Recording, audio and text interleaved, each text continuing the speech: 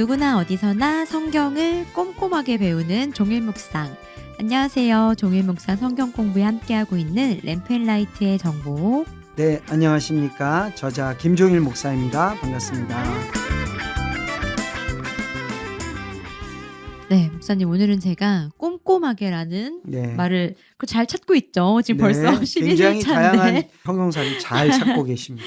근데 이게 지난 시간에 이제 저희 공부하다 느낀 건데 네. 이게 본격적인 족보가 이제 등장하니까 이전에는 정말 살펴보지 못했던 부분들을 맞아요. 계산하면서 네. 꼼꼼하게 살펴보니까 정말 이렇게 새롭게 성경이 보이는 것 같아서 네. 아, 우리가 진짜 꼼꼼하게 이 말씀을 보고 있다라는 음. 생각에 이런 말을 한번 넣어봤습니다. 네. 네, 오늘은 저희가 11번째 날이에요. 데이 10일. 아마 오늘은 성경을 잘 모르시는 분들도 이 홍수, 대홍수는 다 들어보셨을 것 같아서 그렇죠. 네, 모두가 잘 아는 내용이 나올 텐데 오늘은 또 어떤 새로운 내용들을 배우게 될지 기대하시면서요. 오늘도 역시 기도하심으로 시작해 보도록 하겠습니다. 네, 함께 기도드리겠습니다. 존귀하신 하나님 아버지, 온 인류가 타락하고 문명이 발전하면 발전할수록 폭력과 죽음이 더 넘치는 예측하지 못하는 이 세상을 하나님은 포기하지 않으시고 에녹과 그의 후손들을 통하여 구원의 길을 열어가시는 것을 우리가 보게 됩니다.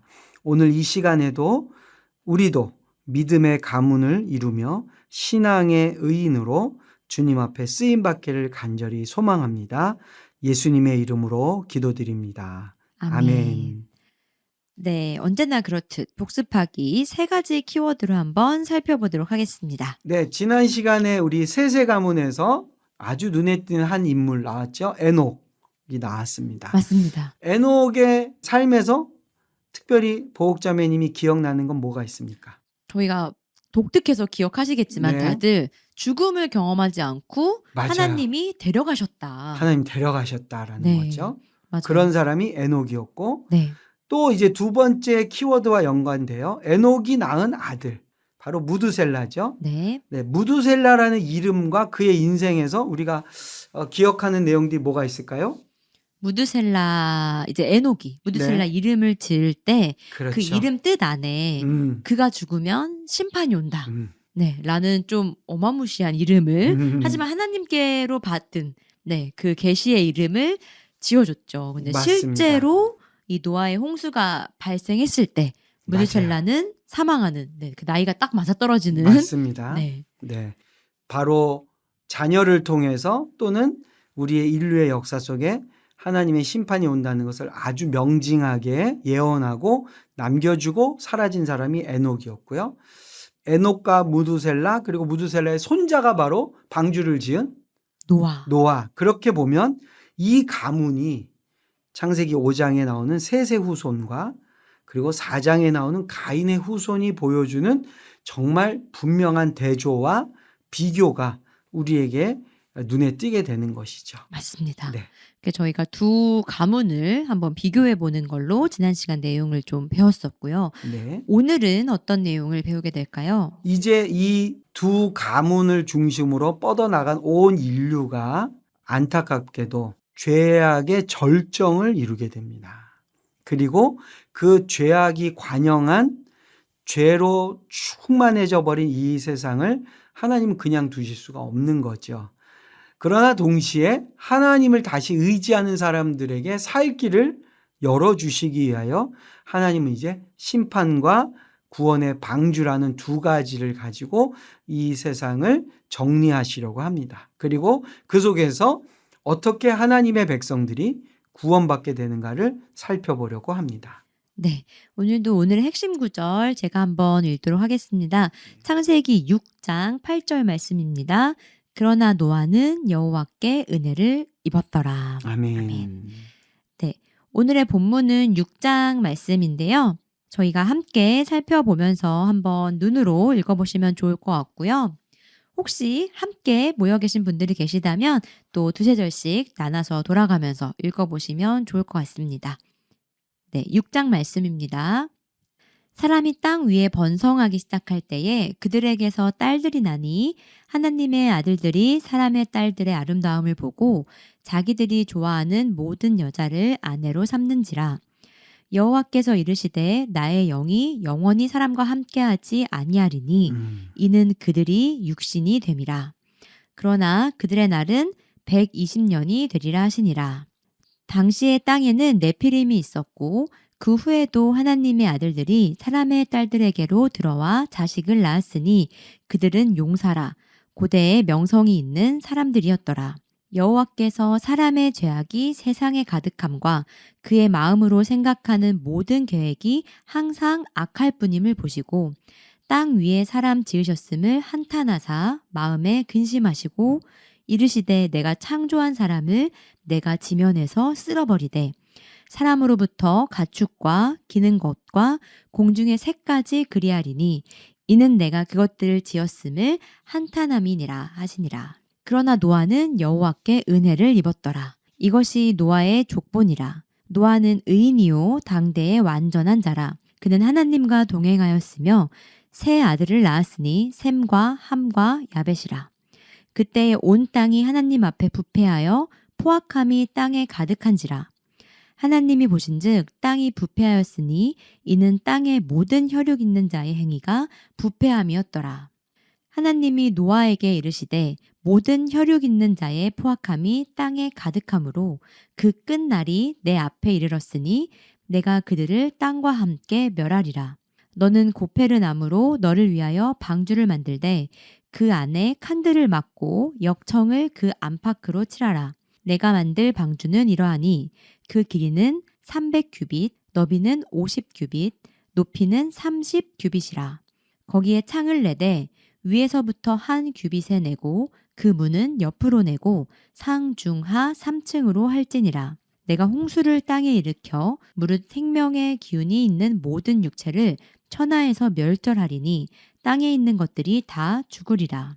그러나 너와는 내가 내 언약을 세우리니 너는 내 아들들과 내 아내와 내 며느리들과 함께 그 방주로 들어가고 혈육 있는 모든 생물을 너는 각기 암수 한 쌍씩 방주로 이끌어들여 너와 함께 생명을 보존하게 하되 새가 그 종류대로 가축이 그 종류대로 땅에 기는 모든 것이 그 종류대로 각기 둘씩 내게로 나아오리니 그 생명을 보존하게 하라. 너는 먹을 모든 양식을 내게로 가져다가 저축하라. 이것이 너와 그들의 먹을 것이 되리라. 노아가 그와 같이 하여 하나님이 자기에게 명하신 대로 다 준행하였더라. 아멘. 아멘. 네, 저희 교재 넘겨서 페이지 172페이지입니다. 11-1 절정으로 치닫는 인간의 타락과 심판. 네. 여기 이제 창세기 6장의 내용을 우리가 좀 함께 보고 있는데요. 먼저는 이 표현입니다. 하나님의 아들들, 사람의 딸들 네. 이렇게 나와요. 네. 그래서 이제 어떤 분들은 하나님의 아들 해서 뭔가 좀 신비한 존재, 영적 존재. 네. 어떤 분이 상상이 되세요? 하나님의 아들은 사실 예수님 아니신가요? 그렇죠. 근데 여기 이제 복수예요. 보면은. 그러게요. 하나님의 아들들 그러니까 많은 분들은 이게 아마 천사를 상징하는 게 아니냐. 그리고 사람의 딸들은 그냥 사람이 낳은 딸들이라는 거예요. 그래서 인간과 천상의 어떤 영적 존재가 결혼을 하거나 부부가 돼서 새로운 존재가 나오게 됐다. 이렇게 설명을 합니다. 그런데 이 단어로만 우리가 상상한다면 뭐 그런 상상을 해볼 수도 있지만 이제 앞에 4장과 5장에서 가인의 가문과 셋의 가문을 소개하고 가인의 가문이 극도로 타락한 모습을 보이고 하나님은 셋의 가문에 에녹을 낳게 하시고 에녹을 통해서 무두셀라 그다음에 손자인 노아가 방주를 준비하게 하셨다. 보여주시는 그 본문을 쭉 이어서 갈 때에 저는 이 하나님의 아들들과 사람의 딸들을 지금까지 보지 못한 어떤 또 다른 존재로 보기보다는 앞에 성경에서 말하고 있는 두 하나님 없는 인류와 하나님을 예배하는 사람들 사이의 관계 안에서 볼 수 있지 않을까 이렇게 생각을 해보는 거죠. 그래서 저희 교재에는 나와 있지만 네. 하나님의 아들들을 셋의 자손으로 보고 그렇죠. 사람의 딸들을 가인의 자손으로 네. 보는. 왜냐하면 이제 이 두 가문이 점점 후손이 많아지면서 사실상 조상이 누구다라는 것을 찾아내기 어려울 정도로 인류가 급속도로 번져나가지 않겠습니까? 네. 그러면서 어찌 보면 자연스럽게 두 가문의 남자와 여자가 또 아들들과 딸들이 서로 관심을 갖거나 만나게 되거나 그래서 가문을 이룰 수밖에 없게 되겠죠. 네. 여기 중요한 건 뭐냐? 이렇게 서로가 만나고 가정을 이루고 두 가문이 섞이면서 무슨 문제가 생겼느냐? 여기 표현을 보면요. 하나님의 아들들이 2절 사람의 딸들의 아름다움을 보고 자기들이 좋아하는 모든 여자를 아내로 삼는데요.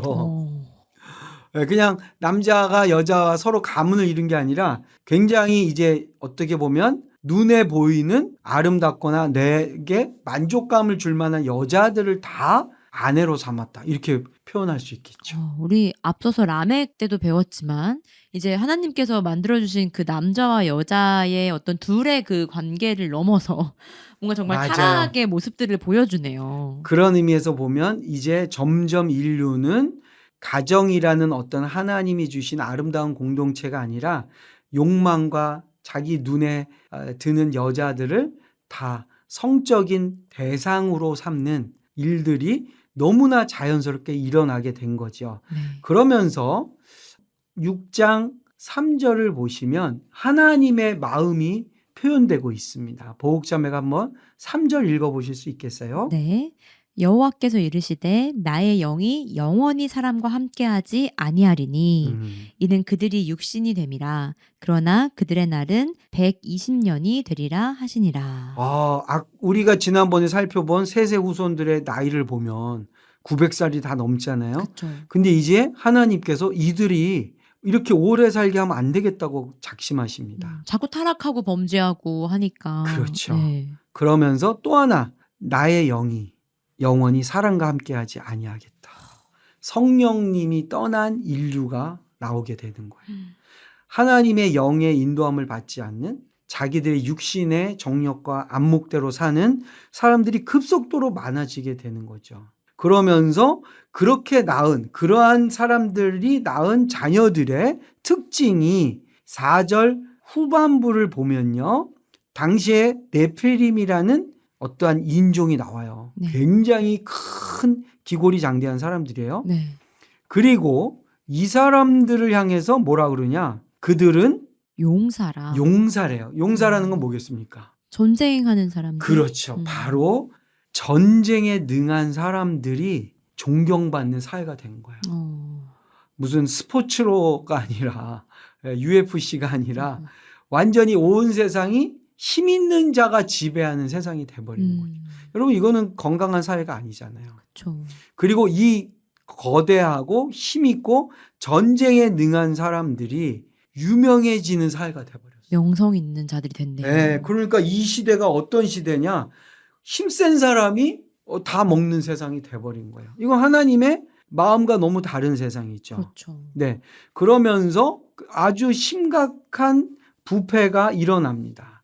그래서 이제 보시면 5절에 보면 이때의 사람들의 그 심리, 그들의 심성이 어떻다라고 하나님이 말씀하시냐면 5절 한번 또 읽어볼까요? 네. 여호와께서 사람의 죄악이 세상에 가득함과 그의 마음으로 생각하는 모든 계획이 항상 악할 뿐임을 보시고. 보세요. 선한 마음이나 또 이 세상을 아름답게 유지하고 관리하려는 의도는 전부 사라졌어요. 그리고 모든 계획, 머릿속으로 생각하는 게 어떤 계획이냐? 다 악한 거밖에 없어요. 악한 거밖에 없어요. 아유. 선한 생각이 나오지를 않는 거예요. 그렇죠? 네. 그리고 그들을 보시면서 하나님이 어떻게까지 결정하시느냐? 내가 이 사람들을 지면에서 쓸어버린대요. 또 하나 무서운 건요. 죄는 사람들이 짓고 악한 세상을 사람들이 만들었잖아요. 가축이나 짐승이 만든 게 아니에요. 네. 근데 심판은 어디까지 확장됩니까? 가축과 기는 것과 새, 온갖 생명이네요. 다시 말하면 모든 피조 세계가 다 멸망을 받게 된다는 거예요. 죄는 누가 지었습니까? 인간이 지었는데. 근데 심판은 다 모든 같이 피조세. 이게 바로 대표자의 원리예요. 어. 그러니까 우리 인간이 타락하면요. 세상이 다 타락하는 거예요. 그래서 로마서에서는 뭐라 그래요? 모든 피조물들도 한탄하지. 우리 인간이 빨리 하나님 앞에 회개하고 돌아오기를 모든 피조물들도 막 갈망한대요. 왜? 인간이 하나님과 다시 회복돼야 온 피조세계가 다시 회복되는 거거든요. 근데 이제 하나님의 마음이 이 인간이 타락하고 하나님의 영이 함께하지 않는 인류를 하나님이 심판하는데 그 심판의 범위는 어떻다? 모든 짐승에게까지. 그런데 여러분, 또 우리 보옥자매님, 네. 원래 하나님이 세상을 만드실 때 하나님의 평가가 있죠. 창세기 1장에. 네. 뭐죠? 보시기에 좋았더라. 좋았더라라는 이 세상이요. 한탄과 심판의 대상이 됐습니다. 그리고 인간을 만드시고서는 힘이 좋았다 그러셨잖아요. 네. 그런데 하나님은 이 인간 때문에 땅 위의 모든 생명체까지도 쓸어버리시겠다고 선언을 하십니다. 너무나 네. 안타까운 세상이 그러게요. 되어버렸어요. 심이 좋았더라라고 하신 말씀이 네. 이 말씀에 보면 내가 그것들을 지었으면 한탄함이니라. 네. 그런데 참 성경에서 우리에게 또 위로가 되는 것은 네. 여기에 다 이렇게 타락하고 다 하나님의 뜻에 상관없이 살아가는 인류로 번성해지는 것 같지만 거기에 하나님의 사람이 등장한다는 사실이죠. 네, 저희가 이제 다음 페이지로 넘어가서 한번 살펴볼 텐데요. 네. 저희 교재로는 174페이지입니다. 네. 11-2 노아와 구원의 방주. 여기 바로 창세기 6장 8절과 9절이 있습니다. 네. 한번 읽어 주시겠어요? 네, 8절입니다. 그러나 저희가 국어 시험도 항상 공부할 때 네. 본문에 그러나가 나오면 그 뒤에 문장이 굉장히 중요하다라고 맞습니다. 많은 선생님들께서 얘기해 주셨는데요. 한번 네. 잘 들어보시면 좋겠습니다. 그러나 노아는 여호와께 은혜를 입었더라.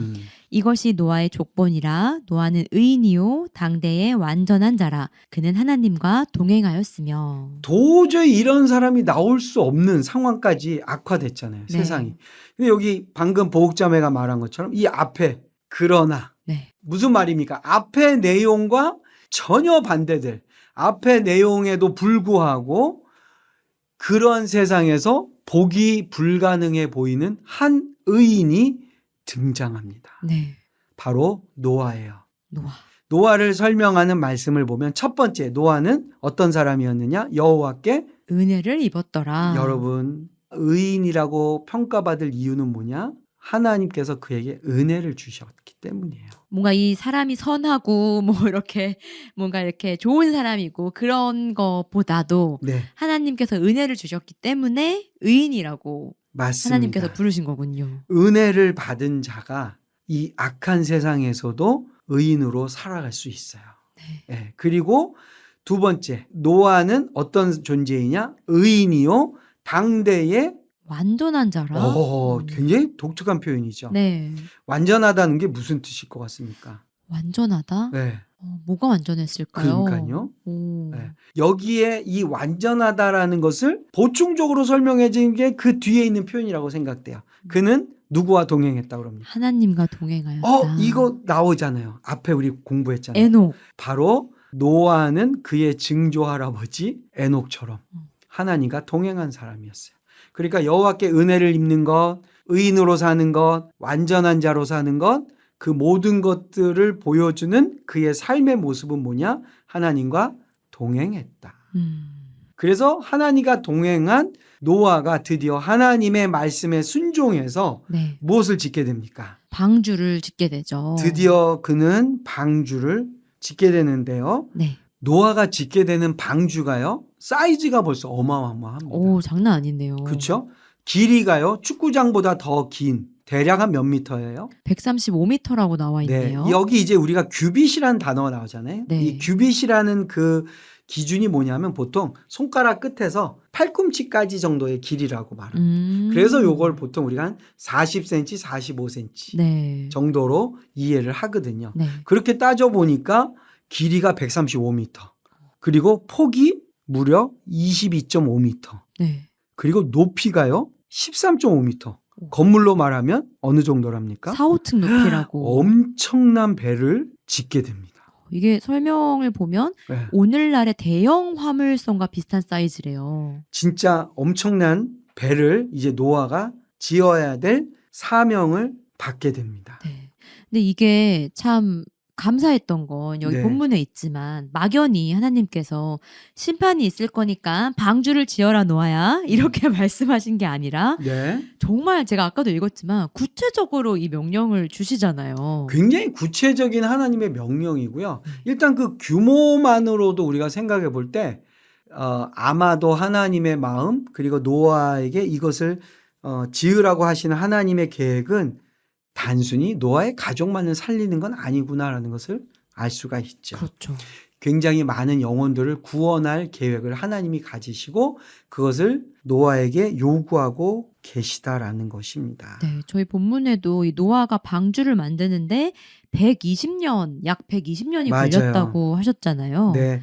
어마어마한 시간이죠. 굉장한 시간을 그 자본과 정말 인력과 그 모든 것을 다 투입해서 120년의 시간 동안 방주를 지은 노아. 네. 저 노아도 대단한 사람이네요, 정말. 그러니까요. 그리고 우리가 이런 생각도 해볼 수 있어요.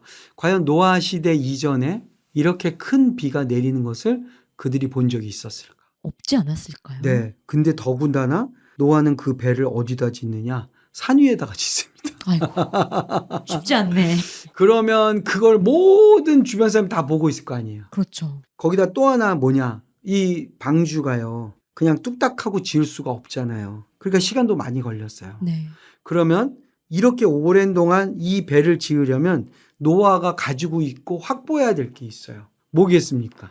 일단 노동력이 너무 필요할 것 같고. 그렇죠. 사람을 그만큼 써야 돼요. 그리고 네. 그 노동력을 쓰려면 어떻게 해야 돼요? 돈이 있어야 돼. 돈이 있어야 돼요. 그리고 노동력 있고 돈 있으면 뚝딱하고 배가 나옵니까? 아니죠. 재료가 또 있어야죠. 맞아요. 그 재료를 사야 되고요. 그리고 배를 지어낼 수 있는 기술력이 있어야 그렇죠. 돼요. 기술도 필요하네. 자, 한번 다시 정리해 보세요. 기술력, 노동력, 자본력. 네. 이거 사실 다 누가 가지고 있는 것들일까요?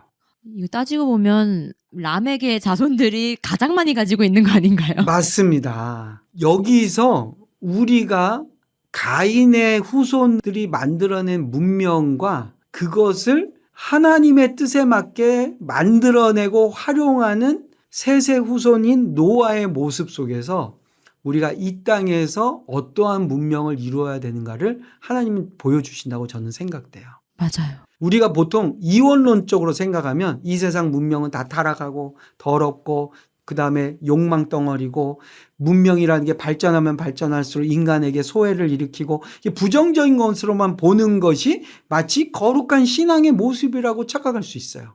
그래서 우리는 막 문명도 거부하고 기술 발전도 등한시 여기고 우리는 성경 열심히 읽고 기도 많이 하고 막 심지어 그런 분들 가운데는 세상을 완전히 등져버리거나 이 세상은 마치 속세라고 더러운 세상이라고 말하면서 거룩한 하나님을 믿기 위해서 우리는 세상을 등지고 살아가는 것이 믿음이라고 생각해요.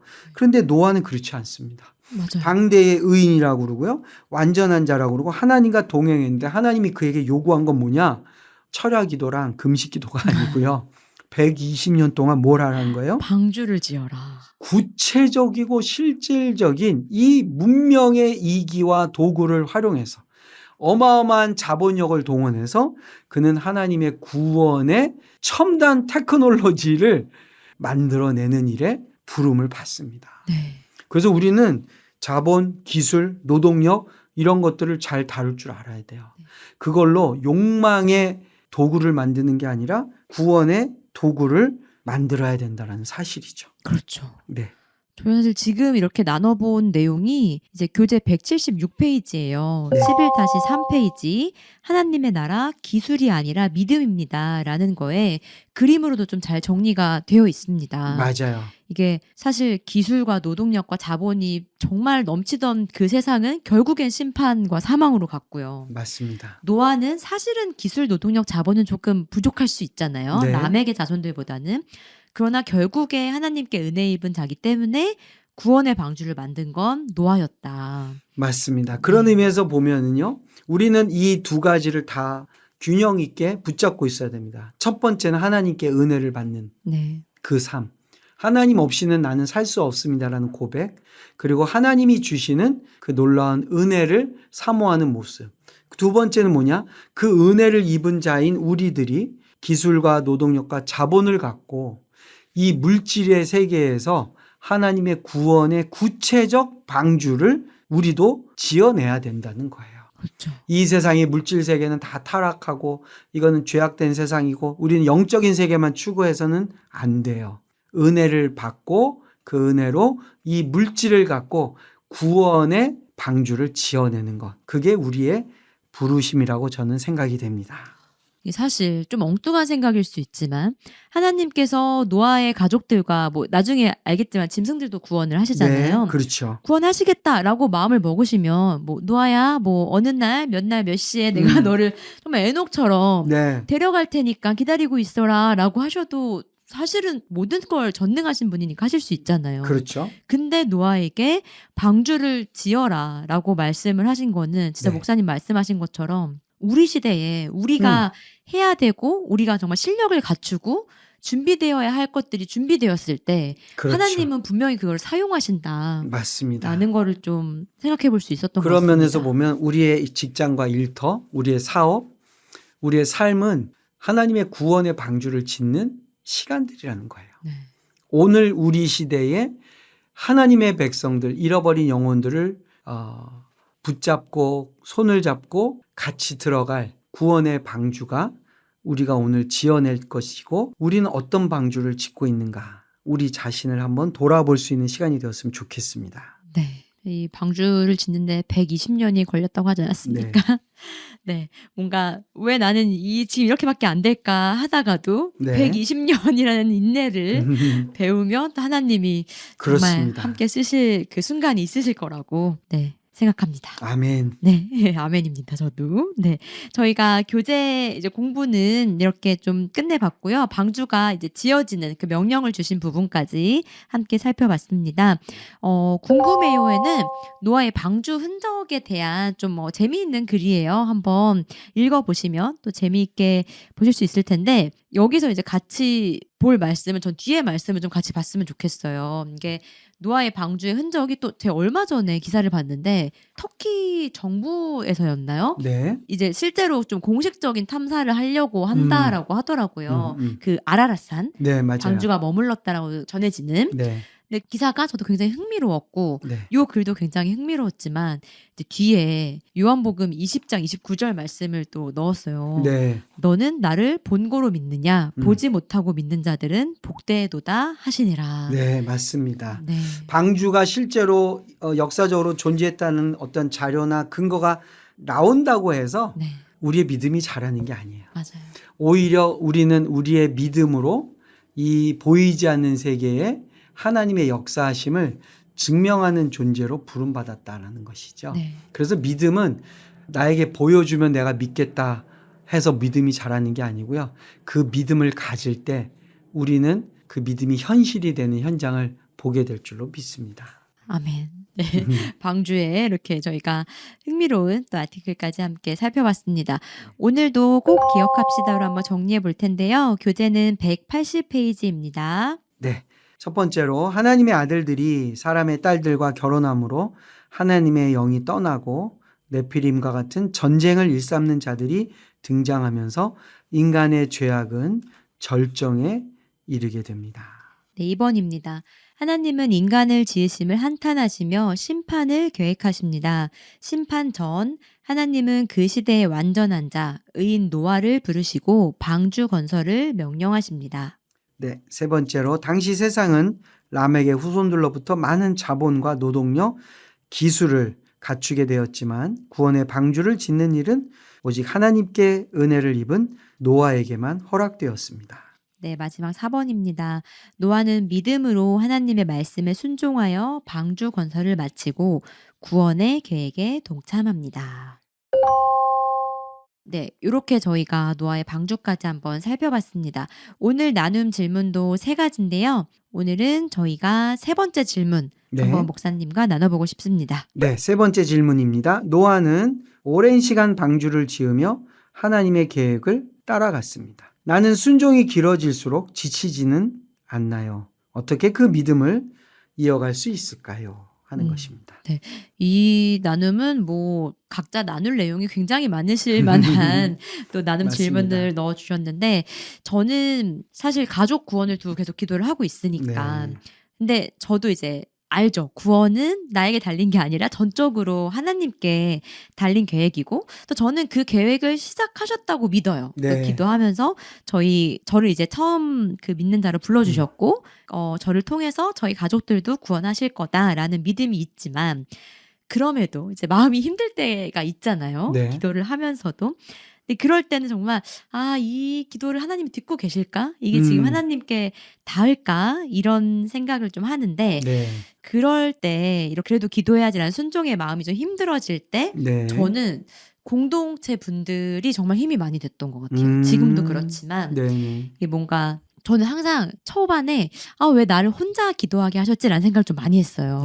네. 누구라도 뭐 우리 가족 중에 누구라도 좀 같이 기도하게 해주시지 이렇게 혼자 네. 기도하게 하셨을까라고 생각했는데 나중에 이제 돌아보니까 저희 교회 이제 지체분들 뭐 저희 지인분들 이제 알고 계시는 분들은 이제 저를 위해서 또 저희 가족들을 위해서 기도를 또 해주세요. 맞아요. 근데 그런 것들을 제가 느낄 때 이게 뭔가 내가 혼자 기도하고 있지 않구나라고 내가 남들도 우리 가족을 위해서 기도해 주시는데 네. 내가 더 열심히 기도해야지 그렇습니다. 이런 생각을 좀 하는 것 같습니다. 특히 오늘 보옥자매의 나눔을 들으면서요. 갈라디아서 6장 9절의 말씀이 생각이 났어요. 제가 한번 읽어드릴게요. 네. 우리가 선을 행하되 낙심하지 말지니 포기하지 아니하면 때가 이름에 거두리라. 아멘. 우리는 선한 일을 행하다가 자꾸 낙심하게 되거든요. 환경, 주변에서의 비난. 마치 노아가 그 오랜 기간 방주를 지을 때 얼마나 주변에서 조롱을 했겠어요. 맞아요. 그런데 포기하지 않은 거죠. 결국 하나님의 때, 그 추수의 때가 이루게 되면요. 거두게 된다는 것입니다. 그래서 씨를 뿌리는 행위, 믿음을 지키는 행위는 참 어려워요. 그래서 또 시편인가요? 울며 씨를 뿌리러 나가는 자는 씨 뿌리는데 왜 울면서 나가겠어요? 힘드니까. 너무 힘드니까. 이거 뿌리고 우리는 언제 밥을 먹을 수 있을까? 맞아요. 언제 열매를 거둘까? 씨를 뿌리는데 눈물을 흘리며 나가잖아요. 그런데 그 말씀이 뭐라고 말합니까? 울며 씨를 뿌리러 나간 자는 기쁨으로 그 단을 거두리로다. 우리가 낙심하지 말고요. 네. 힘들지만은 하나님의 뜻을 이루어낸 노아처럼 결국 온 인류를 구원할 구원의 방주를 짓는 은혜의 결론을 우리 인생 속에서 보게 될 줄로 믿습니다. 아멘. 저희가 네. 사실 목소리는 이렇게 둘이 들어가고 있지만 네. 항상 저희 같이 녹음해 주시는 PD님 네. 항상 같이 계시잖아요. 네. 네, 제가 알기도 이 PD님도 집안에서 혼자 이제 먼저 믿음을 그렇군요. 가지고 가족 구원을 가지고 이제 기도를 하고 계세요. 그래서 그런가 유독 오늘 끄덕임이 앞에서 네. 굉장히 격한 이 목사님 말씀에 굉장히 조용히 격한 헤드폰을 끼고 고개를 끄덕끄덕하고 있습니다. 끄덕임을 보여주셨네요. 네, 네. 이렇게 같이 기도하니까 또 네, 정말 그럼요. 목사님 말씀대로 씨를 뿌리면 또 응답을 주실 거라고 믿습니다. 아멘. 네, 오늘 또 마무리 기도도 제가 교재에 있는 기도 함께 하시면서 오늘 성경 공부 마쳐보도록 하겠습니다. 네. 기도하시겠습니다. 나에게 허락하신 은사와 재능 그리고 기회를 통해 하나님의 구원의 도구를 만들 수 있기를 소원합니다. 타락과 제약의 도구가 아니라 생명을 구하는 하나님의 선한 일에 쓰임받는 인생이 되게 해주세요. 감사합니다. 예수님의 이름으로 기도드렸습니다. 아멘. 아멘. 네, 목사님 감사합니다. 저희는 다음 시간에 또 뵙겠습니다. 네, 감사합니다.